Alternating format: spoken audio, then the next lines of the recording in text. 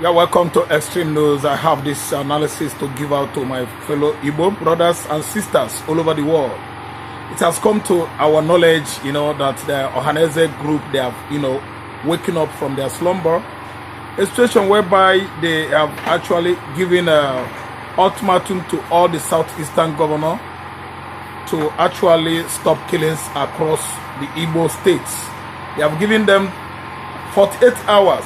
No, 30 days. They even give them more grace to stop the FULANI incursions across the southeast. But the question now is, are they going to comply within that 30 days? The Ohanezes, the vice chairman is a complete Igbo man. The chairman of Ohaneze recently has, gone to Ikwere. It is an Ikwere man that is the chairman of Ohaneze. But this time around, the vice chairman of Ohaneze is a pure Igbo man. Yes, there's no doubt about that. He has given the southeastern governors 30-day ultimatum to make sure that the killings by the FULANI herders across southeastern Nigeria have stopped instantly.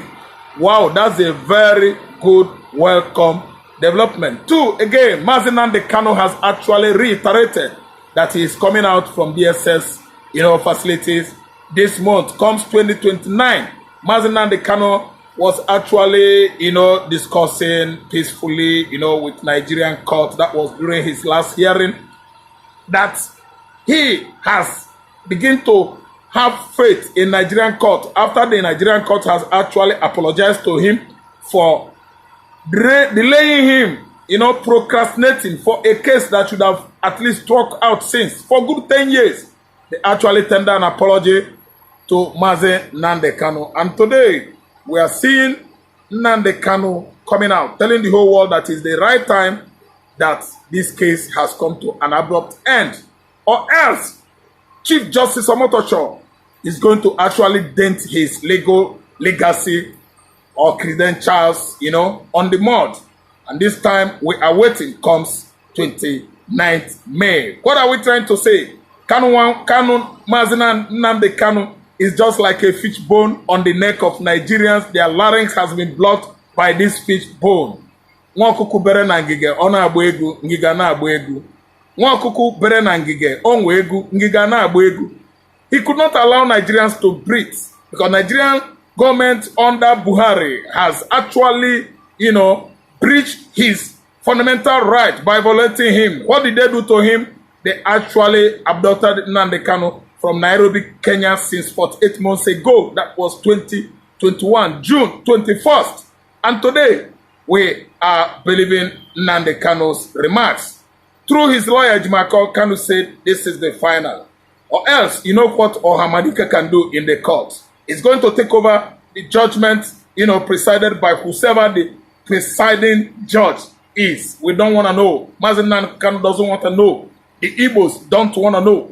Every other faithfuls, Biafra faithfuls, don't want to know. All we know is legality, jurisprudence, the actual ideology that law, justice represents. It is a travesty of justice to delay someone that the court has actually set free.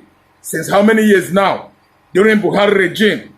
In this present regime of Bola Ahmed Tinubu, the court has actually discharged and acquitted Nnamdi Kanu based on the 9-count charges, 7-count charges. No matter how many those charges are, they have actually found out that Nnamdi Kanu is not culpable of any crime. It's only Nigerian nation that is culpable. When they extraordinarily rendition him from Nairobi, Kenya, into this land called Nigeria that is kicking dry with hunger, deprivation of social amenities, deprivation of good governance, and the favorable economy.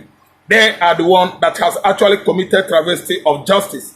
The treasonable felony leveled against him has been struck out without what valid substantiated evidence. The person that should be held responsible now is the Director General of DSS, Department of State Security Service, who has actually ordered Nigerians to pick up arms and begin to defend themselves. The same accusation they leveled against Nnamdi Kanu. Yes, the DSS Director General has been indicted, making such remarks on a public space in a global platform. Everybody knows about it, no denial about it, because he was on the camera vomiting that remarks. Nnamdi Kanu is free. Ohamadike one of Igbo land.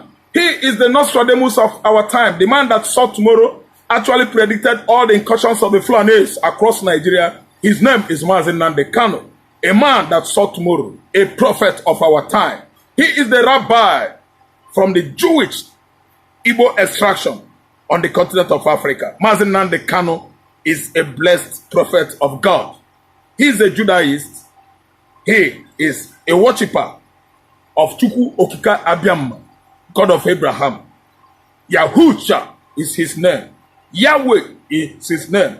Jehovah Rapha is his name. Jehovah Rapha meaning, oh Lord God our healer, the God our healer.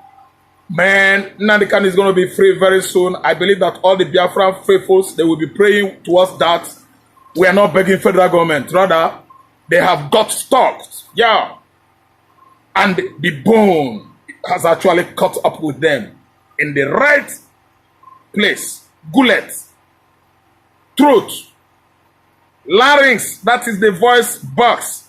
Federal government could not breathe rightly this time around because the whole world has actually seen that Nigerian government is culpable under Buhari in the past. Buhari regime and presently Tinubu administration na kozi anyanwu. You know what I mean?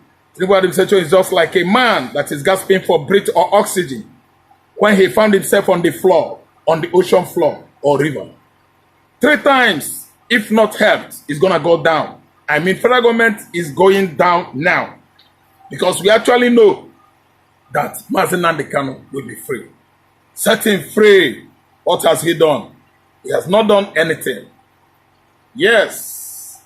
Zamfara state government, Yobe state government, and Katsina, they have actually vowed, I mean the original houses there, conniving with the governors in those states, that Fulani must leave their various states, respectively. This is the latest news, and I'm going to the corner of Vice President of Nigeria. Kachima has actually said that Tinubu's son has sidelined him, that he's going to resign. I don't know actually whether he has resigned or don't say I cast wrong news or I spread highly misguided news or information.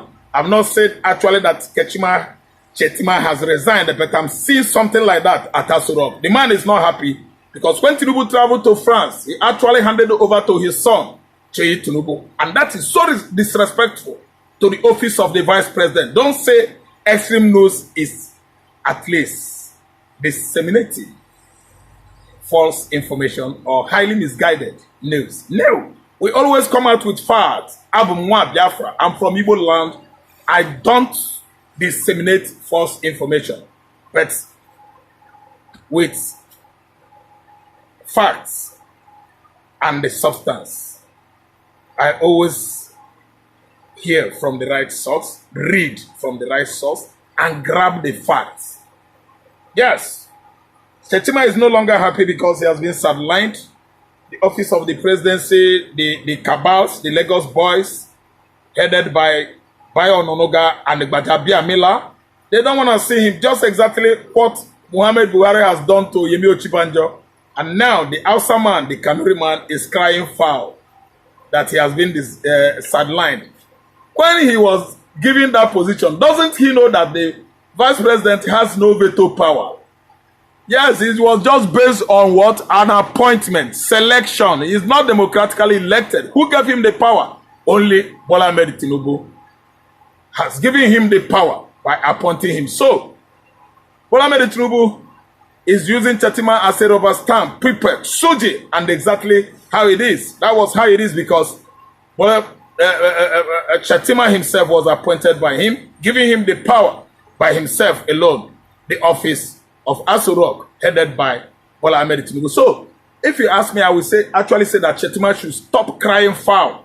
Yeah, that is what expected of Bola Ahmed Tinubu. After all, Ochibanjo was actually, being maltreated, very, very maltreated, sidelined by the office of the presidency under Mohamed Buhari Apatiakwa. Katon actually rejected Ochibanjo then.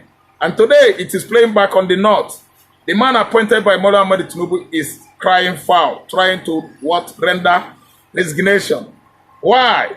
He thinks that it is not right what Tinubu's son is actually doing at Asoro, playing the role of vice president. Anytime his father travels, Cheyi takes over instead of handing over to the vice president, which is tenable, yeah, applicable under presidential system of government. This time around, Shettima is crying foul. What he has planned, or his evil plan, he has come out to tell Nigerians that the Igbos are not the problem.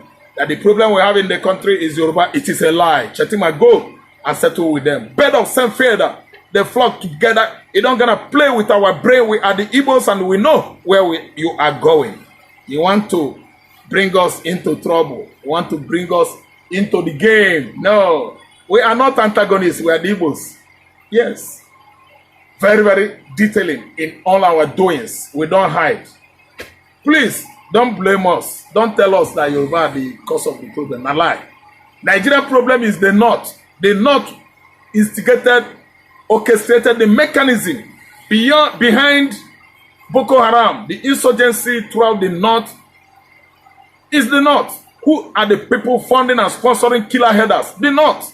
Who are the people sending out the bandit to fight Jonathan 2014 and 15? They actually invited the bandit who were paid, bribed into fighting Jonathan. Could Jonathan have won election of 2015? The bandit was brought in by the North, sponsored by the North. After all, UAE had brought out in the past the numbers of the sponsors of insurgency in the North to be what? Investigated by Buhari administration. By Buhari administration. Still, they could not even investigate it. Nobody actually investigated it. And today, we don't know why that matter was swept under carpet. Shettima, stop crying. Not you people are the cause of Nigerian problem. Look at FULANI's incursions. FULANI incursions in the southeastern Nigeria, killing farmers everywhere. All over Nigeria, all over Yoruba, southeast, southwest forest has been invaded up to the level of telling us that they are having 600 camps in this eastern region. Just imagine, in my land, you are in my land, you are not paying me, and you are buying me, killing me. In fact, this evening, I have to just tell you that I should pause here until when I come tomorrow morning. We are going to discuss more on Nnamdi Kanu's freedom, the man that has seen tomorrow, the prophet of our time. Nostradamus, that predicted about all the events in the past from 15th century to date, and it is all happening. The Nostradamus of Nigerian country is Nnamdi Kanu, Nostradamus, the man that saw tomorrow. He is Nnamdi Kanu, MNK. Thank you for listening to your man, Ralph Tresvant, the CEO, Extreme News TV.